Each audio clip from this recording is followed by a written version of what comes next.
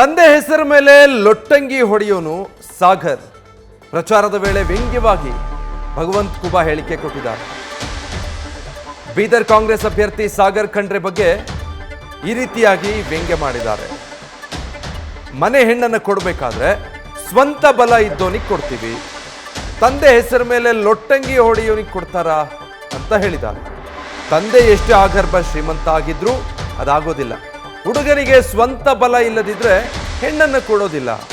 ಅದೇ ರೀತಿ ಬೀದರ್ ಕ್ಷೇತ್ರದಲ್ಲೂ ಸಾಗರ್ ಖಂಡ್ರೆ ಪರಿಸ್ಥಿತಿ ಅಂತ ಈಶ್ವರ್ ಖಂಡ್ರೆ ಸಾಗರ್ ಖಂಡ್ರೆ ವಿರುದ್ಧ ಖೂಬಾ ವಾಗ್ದಾಳಿ ನಡೆಸಿದ್ದಾರೆ.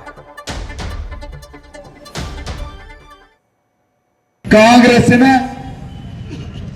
ಇವತ್ತ ನಾವು ಯಾರಿಗಾರ ನಮ್ಮ ಮನೆಗಿಂದ ಹುಡುಗಿ ಕೊಡ್ಬೇಕಾದ್ರೆ ತಂದಿ ಮ್ಯಾಗ ಲೊಟ್ಟಂಗಿ ಹೊಡೆಯವನಿಗೆ ಯಾರಾದ್ರೂ ಇವತ್ತು ಹುಡುಗಿ ಪಸಂದ್ ಮಾಡ್ತಾರೇನ್ರಿ?